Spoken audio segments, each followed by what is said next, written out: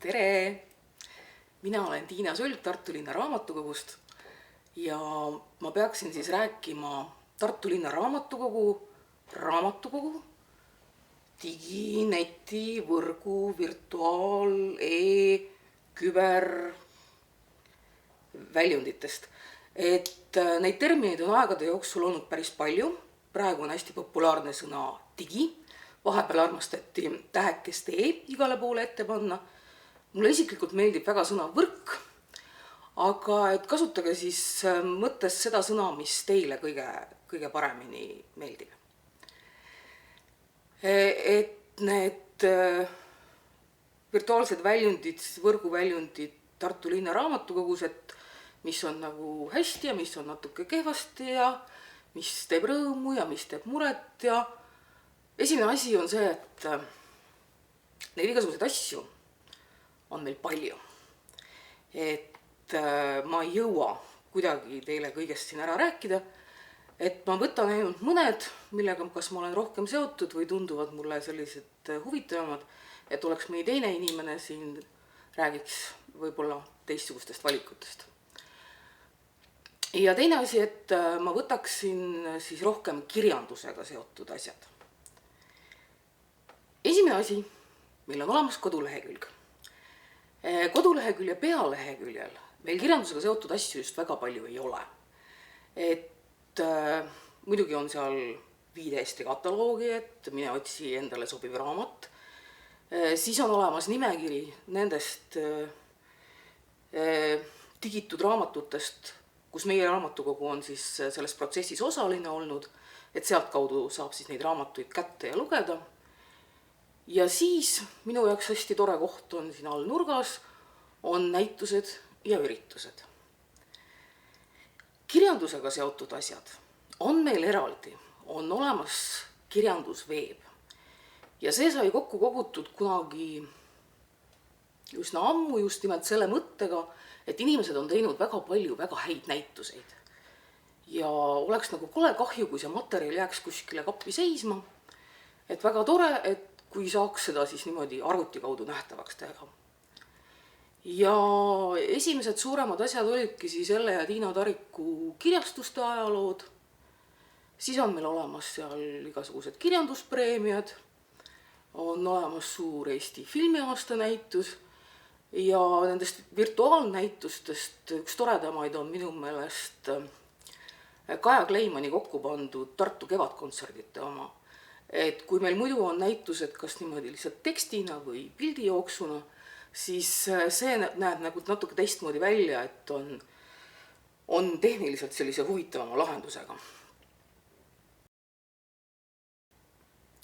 Ja osa näituseid on meil saanud siis ka blogivormi, et näiteks Juhan Liivi auhind või 100 aastat 100 raamatut.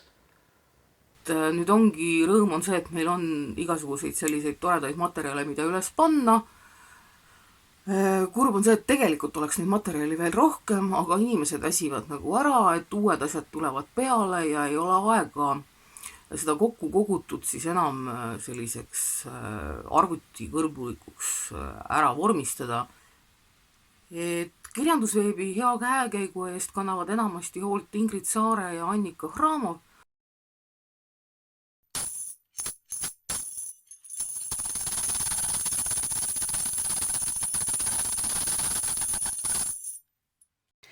Pikemalt ma räägiksin teile 3 põhiblogist. Esimene on raamatukava ehk loe seda, mida sa filmis ei näinud. Selle blogi algus on aastast 2010 ja selle blogi põhimõte on see, et ta on ettevaatav, et me räägime filmidest, mis on kas kinodesse tulemas või on televiisoriekraanil tulemas. Ja valikus on siis filmid, mis on tehtud kas mingi raamatu põhjal või on siis sellisel teemal, et selle teema kohta on olemas valik väga head kirjandust. Ja selle raamatukava blogi pidamine käib meil siis niimoodi külakorda. Igaühel on siis oma nädal, ta vaatab selle nädala kohta, mis tele- või kinokavas on, valib teda huvitanud filmid välja ja kirjutab siis nendest. Ja minu meelest on see blogi nagu väga kenasti edasi arenenud, et kui algusaegadel oli ainult see, et vaata seal see kellaaeg, see film selle raamatu põhjal, siis praegu on need tutvustused läinud nagu natuke pikemaks ja sisukamaks ja olenevalt kirjutajast siis, kes kirjutab rohkem siis raamatust ja kes kirjutab rohkem filmist, aga see filmi ja raamatu seos ei ole kuskile ära kadunud. Mis on nüüd nagu natuke kurvasti on see, et selline tunne, et telekavad on nagu kuidagi hõredaks jäänud, et enam ei ole niisugust ilusat valikut. Muidugi palju filme on ka juba ära kirjutatud ja mõnikord on nagu mõtet teha sellest filmist uus postitus ja mõnikord ei ole. Ja üks asi on ka see, et kui see külakorda tegemine käib, et see sõltub päris palju selle inimese maitsest, et millest ta tahab kirjutada ja millest ta ei taha kirjutada ja niimoodi võib juhtuda, et mõni päris hea film jääb lihtsalt kajastamata. Aga samas võib-olla mõni teine kord. Suuremad kirjutajad on meil olnud siis Kaja Kleiman, Klaari Tamm, Anu Amornaarits, Liis Pallon, Irina Möldre. Et blogi külastatavus on niimoodi 30, 40, 50 klikki päevas, et minu meelest on seda nagu täitsa hästi ja seda täitsa tasub teha. Ja üks asi on veel, et see blogi on võrreldes nagu igasuguste teiste filmiblogidega natuke eriline, et ta paistab silma, et ta ei ole selline nagu kõik teised filmiblogid on.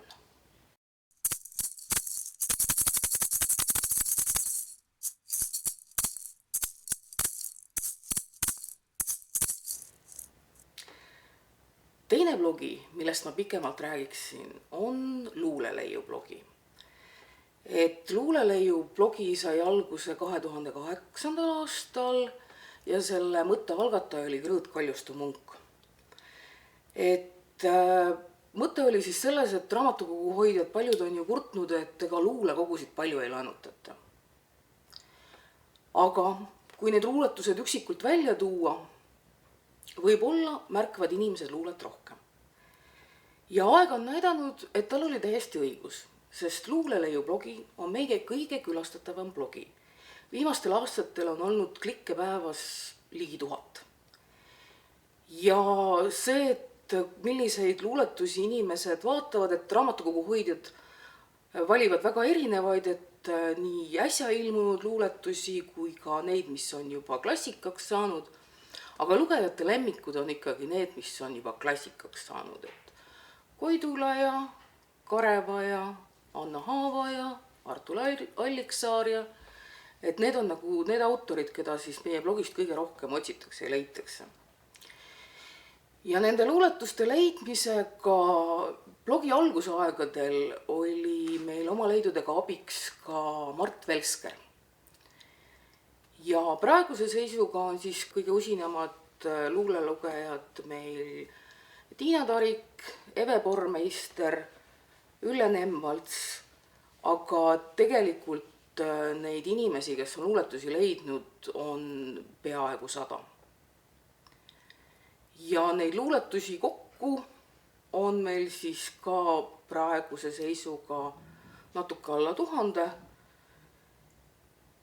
Et mis selle blogiga nagu tõepoolest muremam pool on see, et me küsime iga konkreetse luuletuse kohta. Kas autorilt või autori pärijalt, et kas see luuletus tohib seal blogis üleval olla. Ja see võib nüüd mõnikord natuke keeruliseks osutuda, et neid autoreid ei olegi alati nii lihtne kätte saada. Aga teistpidi on jälle suur rõõm, et tavaliselt see luba antakse üsna lahkesti ja on autoritel hea meel, et nende luulet on märgatud. Ja üks selline tore lisanüanss on veel see, et üsna tihti on raamatukogu hoidjad leidnud autorite noorpõlve luulet ja nad on olnud nagu päris üllatunud, et kus kohast nüüd sellised vanad luuletused on välja võetud.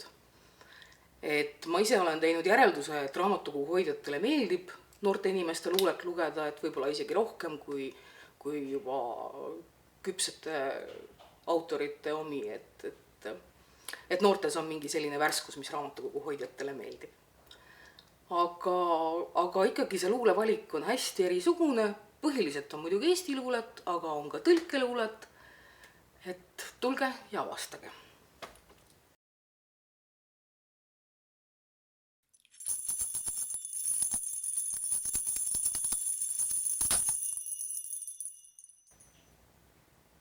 Kolmas blogi, millest ma tahtsin rääkida, on minu isiklik südamerõõm, on lugemissoovituse blogi.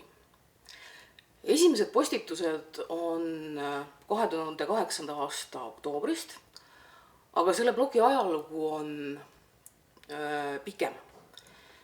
Kui keegi mäletab, siis kuskil 2005. aasta paiku olid Sirbis Vallestein Maiste ja Jürgen Rooste artiklid sellest, et raamatukogudes ei peaks põlvele patsutamise raamatuid olema ja nende nagu põhiautor, keda nad näiteks tõid, oli siis Nora Roberts.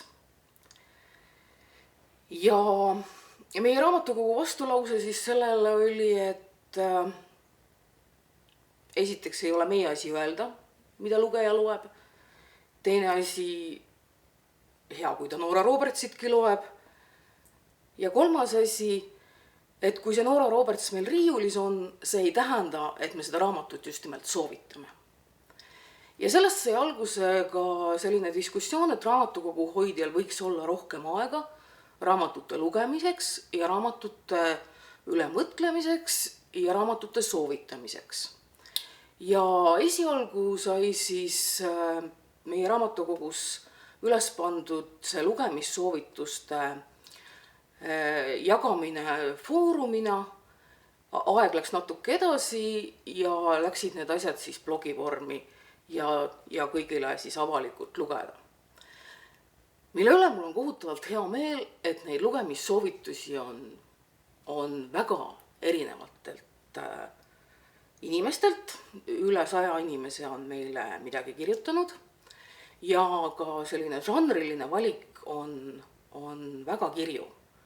On krimi, on ulmet, on naistekaid, on tõsiseid erialaraamatuid, on kaasaegset väärtkirjandust, on ka klassikat, mille üle mul on eriti hea meel, et meil on luulet ei kajastata just paljudes kirjandusblogides ja meil on natuke ka kajastatud näidendeid.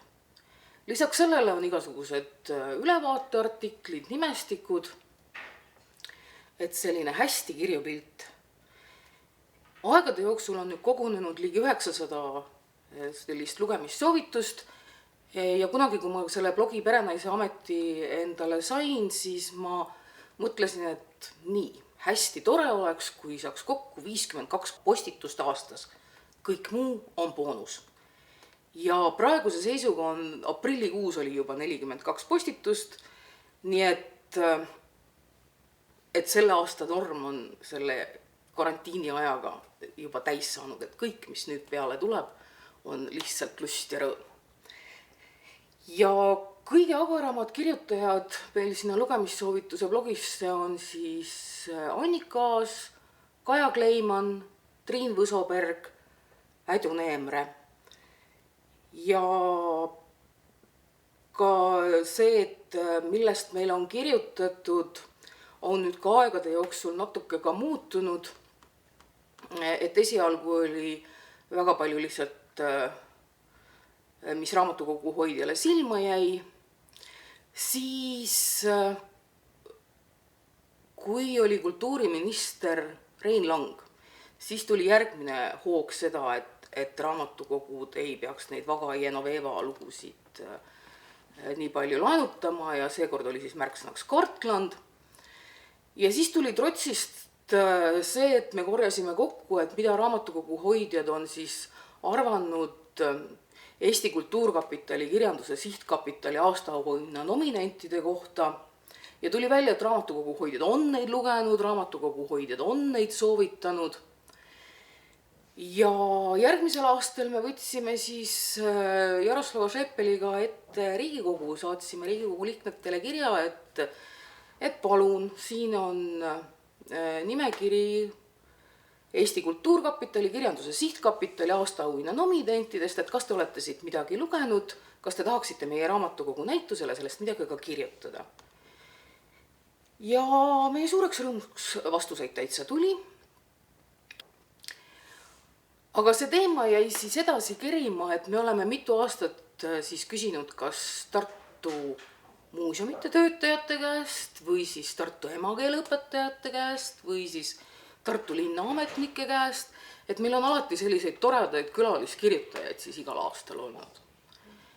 Ja eraldi teemana ka, kui Tartu linn hakkas välja andma lapsepõlve auhinda, siis nende lapsepõlve auhinna raamatute tutvustused on nüüd ka meie lugemissoovituste blogis üleval olnud.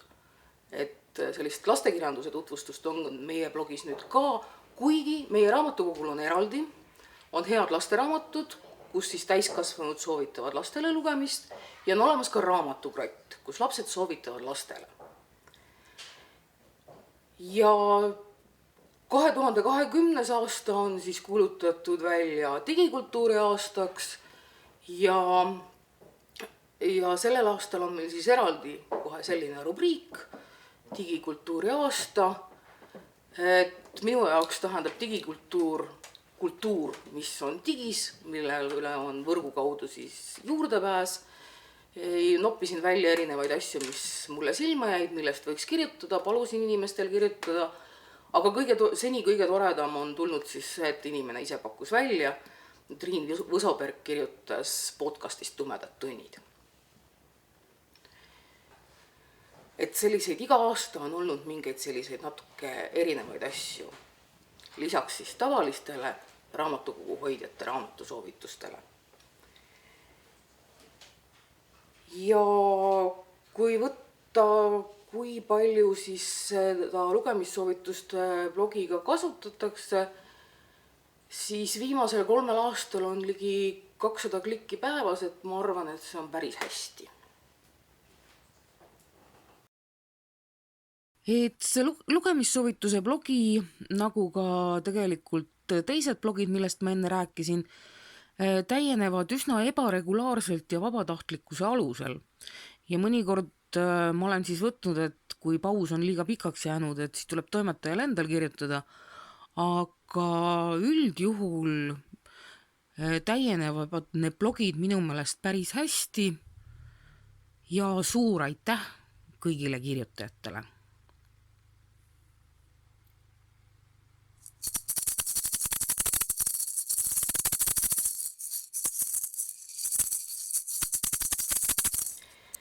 Lisaks on muidugi Tartu linna raamatukogul kasutusel erinevad sotsiaalmeediakanalid, näiteks Facebook, mis on kindlasti igal raamatukogul nüüd juba olemas. Aga mis meie raamatukogu puhul on natuke teistmoodi, on see, et kui tavaliselt on raamatukogu Facebooki lehel 1 või 2 administraatorit, siis meie raamatukogu puhul on inimesi, kes võivad Facebooki lehele postitada ligi 20.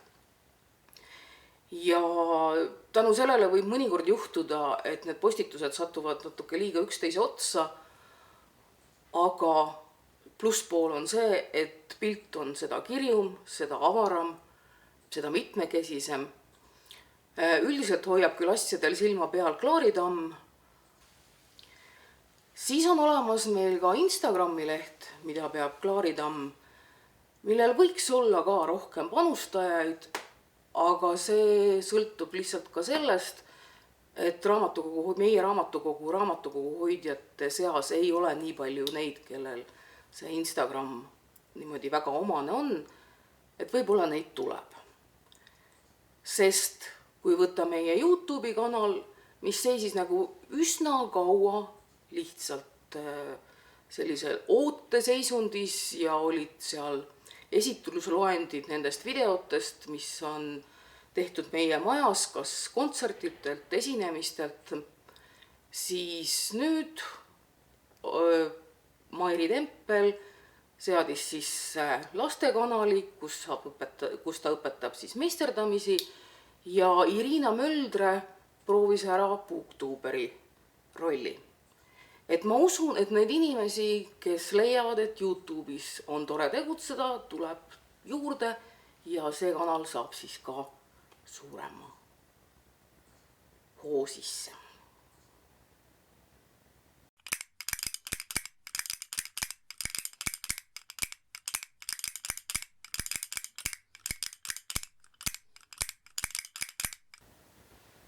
Aitäh!